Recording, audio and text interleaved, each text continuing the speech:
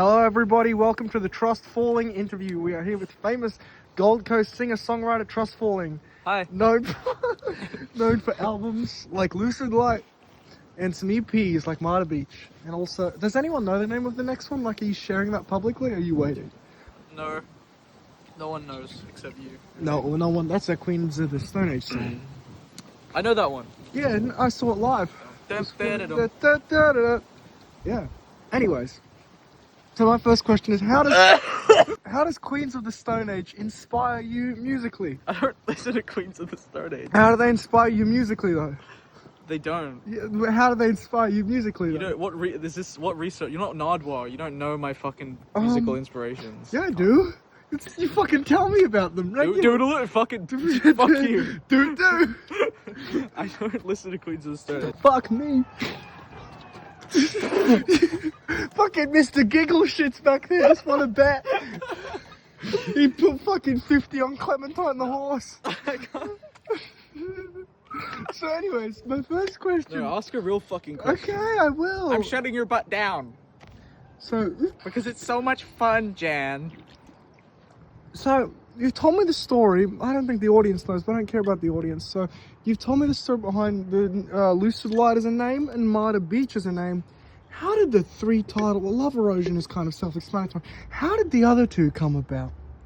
I just came up with this on the spot right now. I hope you like it. They were both lyrics in the songs. Well, how did you come up with those lyrics? On the I go muzzle and then What? Yeah, but how'd you fucking come up with that? It's just part of the songs. Okay, yeah. What does it mean to you? Okay, the lyric. I haven't listened to Muzzle and Tether in a while, I'll admit. All it will be. I don't think you'd want me to listen to Muzzle and Tether. It's not bad. It's pretty good. I listen to Love Erosion. Yeah, I don't listen to that one. I've listened to a little bit. I've heard Vulture.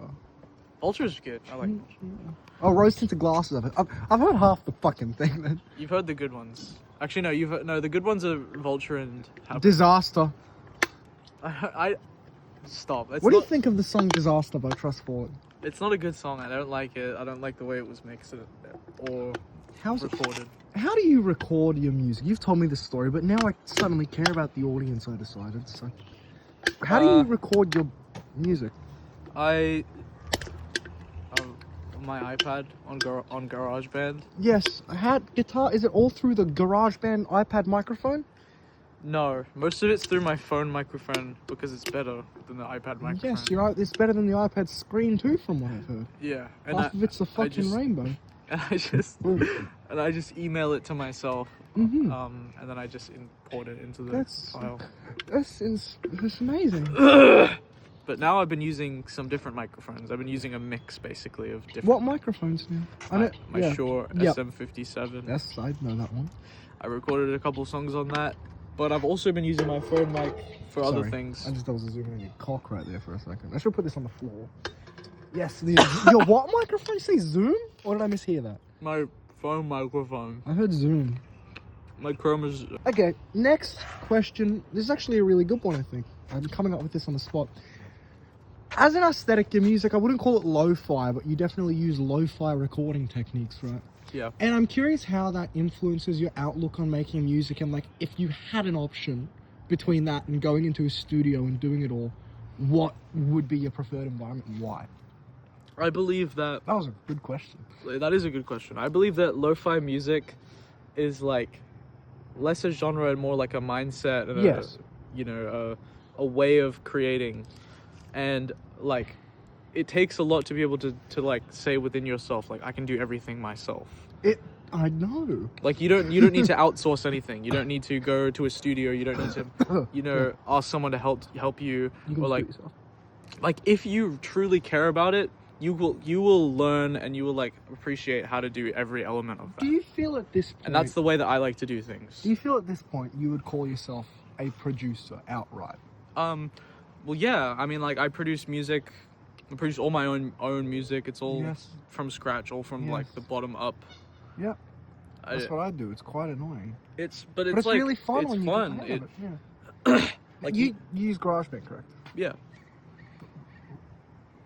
You have Logic Pro, correct? Yeah. What's stopping you? You've answered this to me before. I think it's mainly fear that like I won't be able to, like, how long it will take me to master Logic in the same way I mastered GarageBand. Because as of right now, if I were to make a song in GarageBand and make the same song in Logic Pro with my current capabilities of how to use Logic Pro, the song on GarageBand would be infinitely better. They'd be the exact same. It wouldn't be.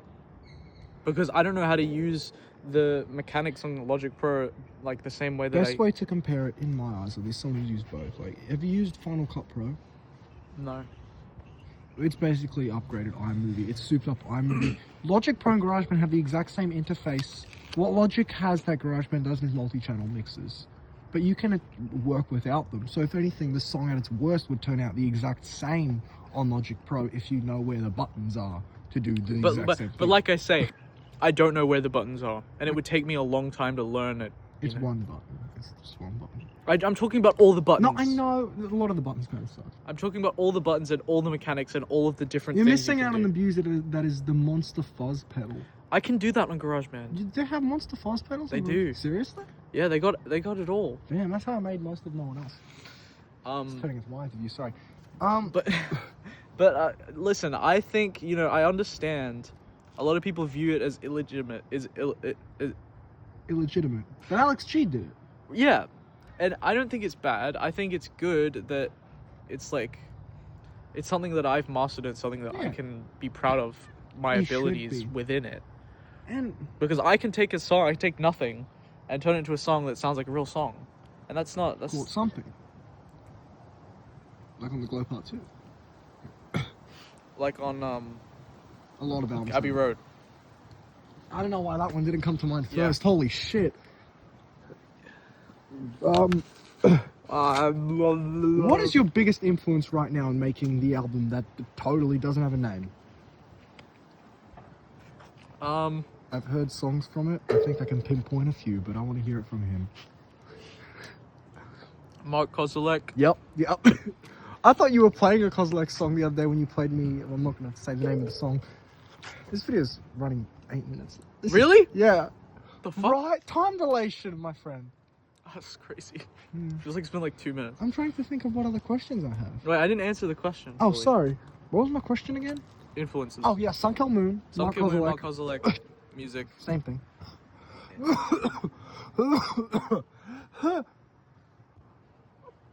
Continue, man. And fuck you. And there was another one. I've been recording this the wrong way. It should be right.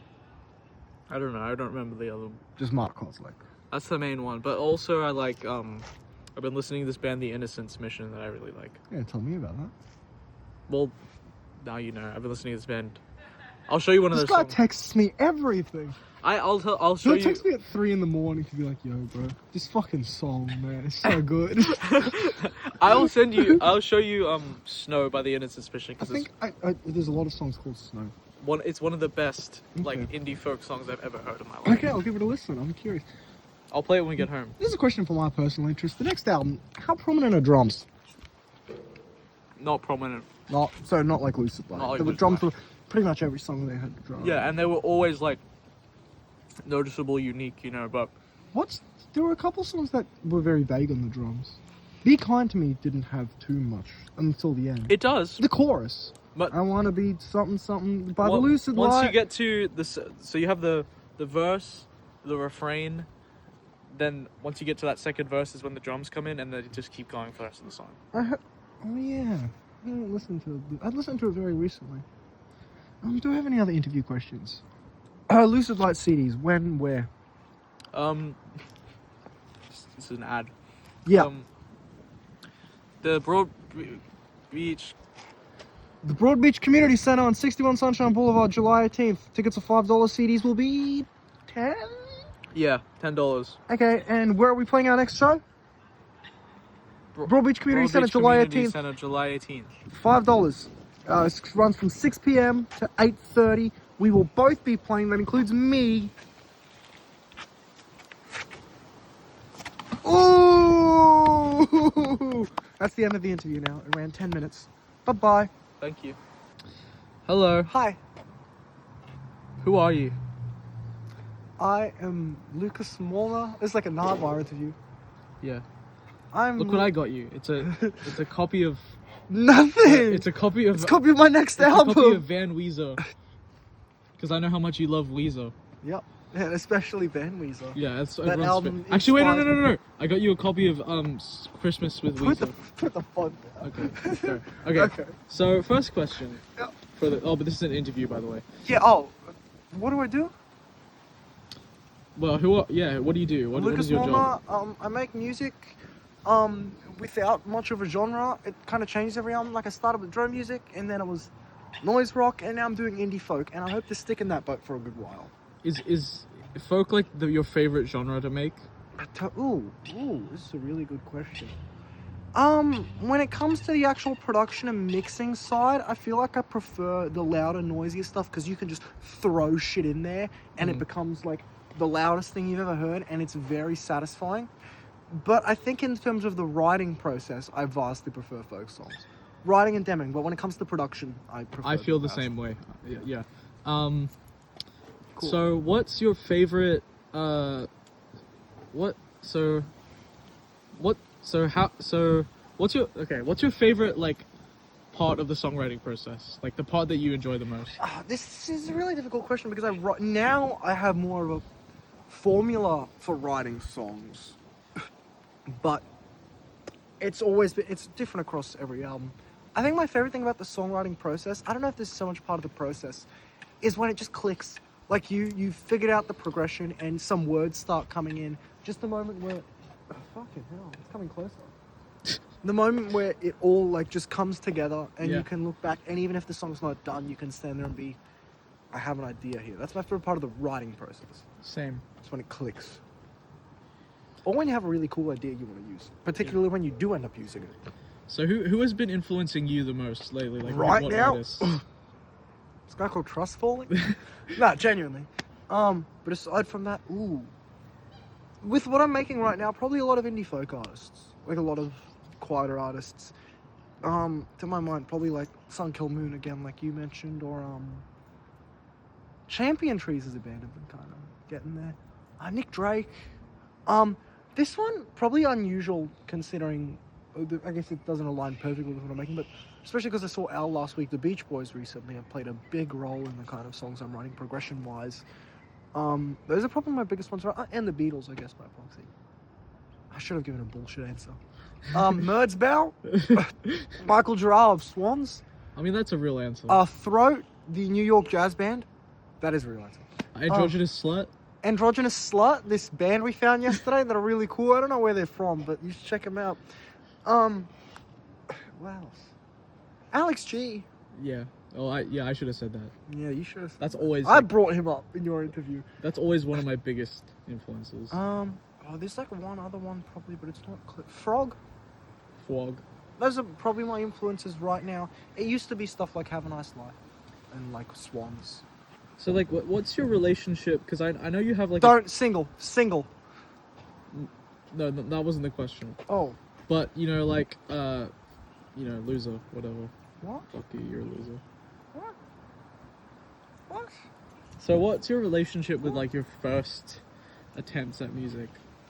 Like your first EP, for example. Well, what's it called? What was it? Arms Open. Arms Open and Eyes Closed on the Corner of Sunshine and Hookup. Yep, that's the name of it. I put that out August last year. So almost a year ago. Oh, it was end of August, start of September. I think Spotify lists September 1st, but Bandcamp had it up a few days early. Are you planning to do a 1-year anniversary re-release of the album? I was debating, like, I don't know, remastering it, releasing the outtakes, but I don't know. My relationship with it is inherently difficult. Musically, from a musical standpoint, it's not very good. I know some people really like it, and I'm grateful for that. There's a drone album, sure, but it's very unremarkable. But the biggest thing that gets me is, like, the emotional standpoint, because that, and definitely parts of the next one, No One Else Was There, were driven by this sense of anger and emotion at things happening in my life, which created some music that I wouldn't call bad, but there's an ugly undertone to it that I'm just not a fan of. Right now, I'm really just putting that energy, I wouldn't say I'm like over the moon joyous, but I feel like I'm in a better place, and that's projecting into the music. So it's resonates with me in a better way naturally, even if it is newer, which would also naturally influence. Next question. How does an idea usually go from like just a thought in your head to like something that's fully? I steal chord progressions. Songs, it always happens differently. Maybe I'll go out and this idea will pop into my head for like lyrically, emotionally, vibe-wise, what I want a song to be. And that'll stick with me for a few days. Sometimes it fizzles out, sometimes it won't. Other times it comes into a place where I'm just playing guitar, maybe recording, playing a cover or something, or playing one of my songs and I play something wrong and another chord comes about and I work from there, and then that chord progression slowly comes together. And then I remember, I had this idea last week, and I find a way to connect them. Sometimes that works, sometimes it doesn't, and that's usually what happens. I find it's easier when the chords come before the idea. Like if you have a progression that you're messing about with but you don't have an idea, if you have the idea first and the progression, you start building a progression around an idea that isn't perfectly fleshed out because the words might be off time, it just becomes a mess. And I've had that happen to a lot of songs. So it's always chords before words and ideas usually. Chords before words. Chords like Luis? Yeah. Yeah. Niche reference. Yeah, I'm sure someone will understand that. It's no one will except me. You will, yeah. Any other questions? How long have I been going? 6 minutes and 51 seconds. Fuck yeah, okay, that seems about right. You got any more questions? When are you planning to release No, I'm not. I've retired from music.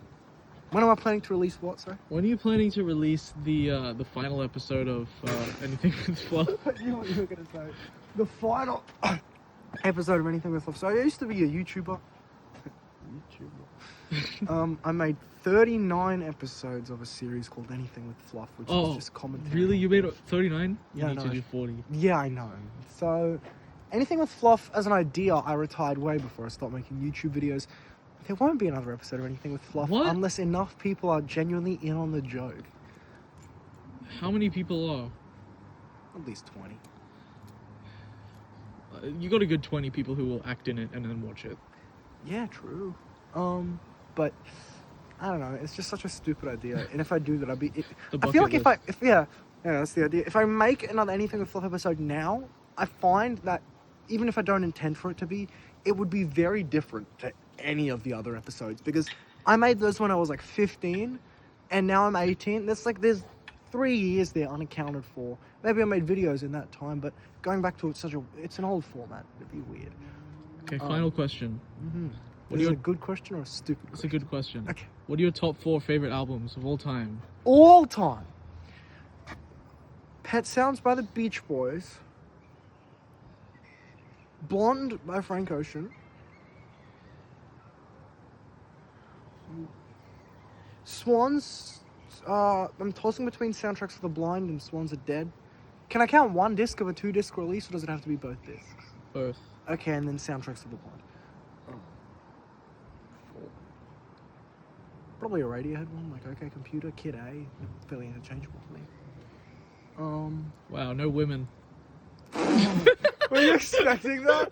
Okay, fuck you then. Okay, Imaginal Disc, even though it's a 2-person group. Any number of Bjork albums, probably Homogenic or Vespertine. I'm a big fan of Medulla as well. I'm going to count that as 2. Any Fiona Apple release, probably When the Pawn. I think that's her most consistent, but I'm also a big fan of Fetch the Bolt Cutters. I can name more women than this, right? This is really embarrassing. Like Giant and Newsom, fucking, you can't say it I was trying to figure out, say it, YS, or any of the records that came after that. I haven't listened to those as much, but I'm a big fan of YS. Lauryn Hill, Miseducation of Lauryn Hill is really good. I know that's a common one, but I really like that. Charlie XCX has been doing some cool stuff recently. Okay, you've surpassed 4. I know, but you pissed me off with that. I'm sorry. No, I'm Any black people? Does it have to be black women? Because I listed one before, Lauryn Hill. Oh. Also, Frank Ocean's Blonde was in my top 4. Okay, My 5th favourite would have been Purple Rain by Prince. Bye.